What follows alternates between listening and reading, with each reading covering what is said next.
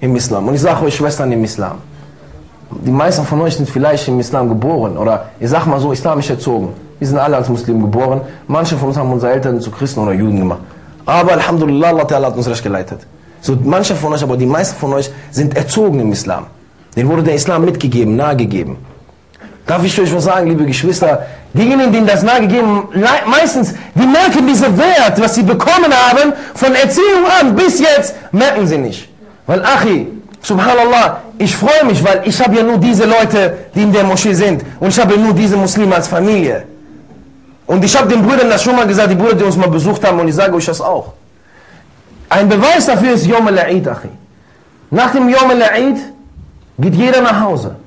Geht jeder zu seiner Familie. Zu seiner Tante oder Onkel, Opa oder Oma, zu Vater und Mutter. Sitzen und feiern Yom al-Eid. Ist auch ein Tag des Freuen, ist ein schöner Tag. Hast du mal gefragt, was ein konvertierter Bruder macht? Oder ein Bruder, der zum Islam gefunden hat? Ich habe mich das jedes Mal gefragt nach Yom al-Eid. Was machst du jetzt? Nachdem Salat al-Eid vorbei war und Khutbat al-Eid ist auch weg. Alle haben sich gefreut. Alle stehen auf, der Kabul al-Amina und Minkum und man sich, freut man sich, Eid al-Mubarak, alle schön. Die Schwestern freuen sich. Haben sich die Schwestern gefragt, was die konvertierten Schwestern machen? Zu wem gehen die? Denkst du, ich kann zu meinem Vater gehen und sagen, Eid al-Mubarak? Denkst du, ich kann zu meiner Mutter sagen, der Kabul al-Amina und Minkum? Kann ich nicht, Bruder. Kann ich nicht, Schwester. Und dann macht mich viel trauriger, wenn ich sehe, dass die Leute, die diese Sache mitbekommen haben, ihre Eltern sind Muslime, dann sehe ich von ihrer Seite, dass sie respektlos sind zu ihren Eltern, dass sie das nicht ernst nehmen, dass sie diesen Wert, diese Schöne nicht darüber nicht nachdenken und sich freuen, dass sie in dieser Situation sind, wo sie sind. Erlebe mal einmal, Achi, 7 Jahre lang, Eid, oder der Bruder, der nach mir spricht, 10 Jahre lang, dass du nicht weißt, wo du hingehen sollst. Dass du nicht, subhanallah, du gehst zu deinem Vater und sagst, Assalamu alaikum, bei mir, ich kann nicht meinem Vater Salam geben. Ich kann nicht mit denen reden über den Propheten so, dass wir uns austauschen. Nein, vielleicht nur in Diskussion und in Streitgespräch leider. Deswegen, ich freue mich, Alhamdulillah. Ich bin unter der Familie, Alhamdulillah, ihr seid meine Familie und Alhamdulillah, ich bin froh, in dieser Familie zu sein. Ich weiß, ich habe auf der einen Seite etwas aufgegeben, aber ich habe es gerne aufgegeben für die Leute. Aber wisst ihr, was das Traurige ist? Ich bin und der Bruder und die Brüder und Schwestern, die von dieser Dunkelheit, wo sie waren, von dort, wo sie waren, hier hingekommen sind, wir sind zu diesem Ort gekommen. Oder wir sind zu dieser Umma gestoßen. Leider machen wir das Erkenntnis, dass die Leute, die hier drin sind, zu dem laufen, wo wir waren. Kann es sein? Subhanallah. Brüder, ich komme von den Orten, da wo Alkohol eingeschüttet wurde, da wo Frauen erniedrigt wurden, da wo man das Schlechte gemacht hat. Den Ort, wo die meisten Muslime heutzutage streben. A'udhu billah. Wie kann es sein? Ich verstehe es nicht, subhanallah. Bei Allah, ich verstehe es nicht. Wie kann es sein? Dass von dort, wo man von der Unwahrheit zu der Wahrheit geht, von Dunkelheit zum Licht, vom Schlechten zum Guten. Und dann siehst du, bist du hier und die Leute laufen zum Schlechten. Und du musst sagen, ey, du denkst, du läufst so und die laufen an dir vorbei. Sagst, hey, bleib mal stehen. Wir sind doch in der Wahrheit. Wir haben die Wahrheit, wir haben das Licht, wir haben das Beste. Wir haben die Zufriedenheit im Leben. Wir haben die Zufriedenheit im Jenseits, subhanallah. Warum gibst du das auf? Für was? Für was? Für Diskothek? Für irgendeine bestimmte Geschöpfe? Für was gibst du das auf?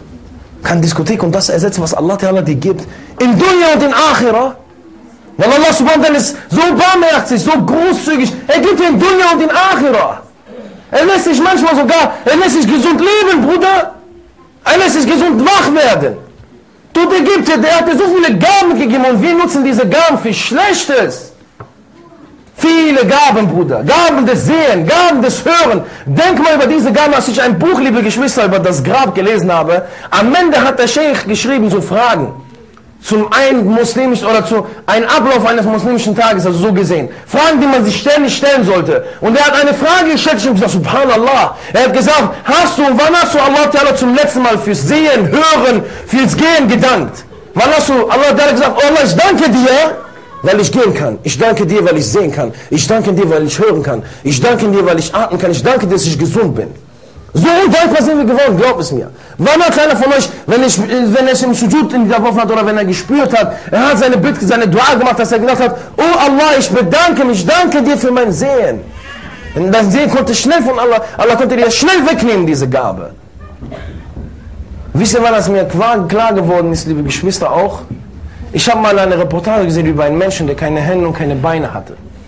Er hat keine Hände und keine Beine gehabt. Und er hat von sich aus gesagt, dass er voll zufrieden ist mit seinem Leben. Er hat gesagt, ich fühle mich ganz in Ordnung. Und ich denke mir, so als ich das sah, für mich war das ein Schock. Ich habe an so vielen Klagen der Muslime gedacht. Guck mal, Achi, Subhanallah, sie besitzen die Wahrheit, sie haben den Koran, sie haben die Sunna des Propheten sallam. Und sie haben das, wir heutzutage, wir haben das sehr nah. Wir müssen nicht reisen, Achi, um Hadithe zu hören. Wir müssen nicht weit gehen. Wir müssen uns nicht anstrengen. Heutzutage gibt dir ein Bruder eine CD, da sind 5000 Hadithe drauf.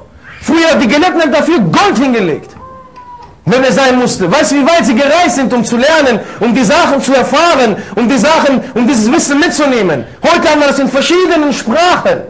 In verschiedenen, ein Bruder spricht kein Arabisch, gibt es das in Derija, gibt es das nicht in Derija, gibt es in Deutsch, gibt es nicht in Deutsch, gibt es in Englisch, gibt es in Französisch, in alle Sprachen noch übersetzt.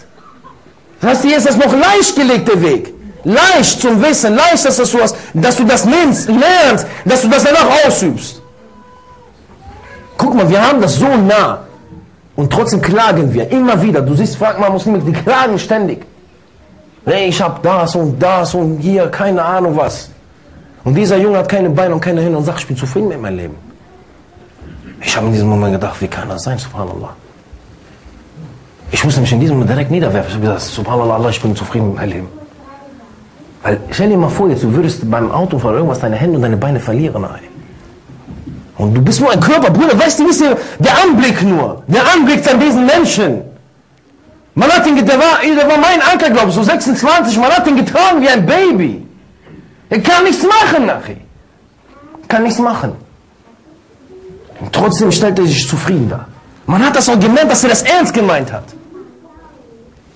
Und wir, gesund, voller Kraft, wir besitzen Möglichkeiten. Alle Wege sind offen, alle Türen sind offen. Und das hat, dass wir diesen Wege gehen, subhanallah, begeben wir uns in den Wegen des Shaitan.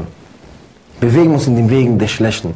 Und der Ruf der Diskothek und der Ruf der Droge und der Ruf der Sinne und der Ruf des Schlechten, der Unzucht und diese ganzen schlechten Sachen ist stärker bei uns als der Ruf des Mueddin 5-mal am Tag im Gebet. Er muss kein Mikrofon benutzen, damit du den hörst. Dann sagst du dir, ich höre den Ruf nicht. Haben die Diskothek Leute, die rufen? Die laut rufen? Haben wir auch nicht. Aber den Ruf hörst du in dein Herz. Den Ruf hörst du hier drin. Wenn du weißt, wenn Gebetszeit ist, ist das in dein Herz. Du hörst den Ruf des Mueddin. Wenn du mich verstehst, was ich meine. Genauso, wenn du weißt, dass es Zeit gekommen ist, rauszugehen Samstagabend, um Samstagsparty zu machen, diesen Ruf hast du auch in dein Herz an. Dann ruft dich jemand. Komm, Zeit ist da. Zieh dich an, mach dich fertig. So musst du diesen Ruf kein Ohr schenken.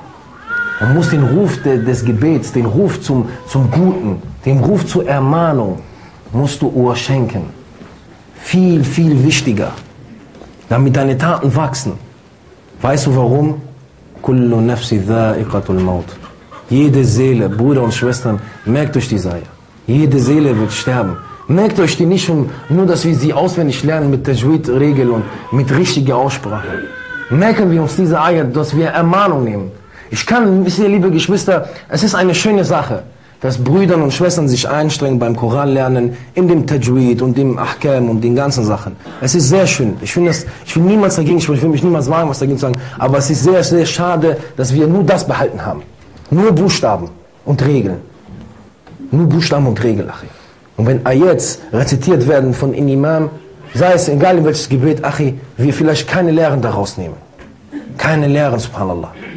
Und manchmal kurze Suren, muss der Imam nicht Surah Al-Baqarah komplett rezitieren oder Imran oder irgendeine Surah. Kurze Suren müssen dich manchmal ermahnen lassen.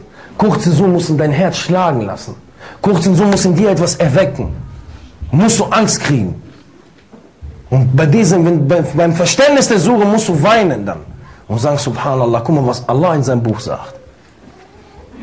Wenn wir ein reines Herz hätten, richtiges rein im Herzen die Sache. Und wir hätten das so genommen, dass wir zuhören, dass wir die Aussprache lernen, dass wir das Ganze lernen.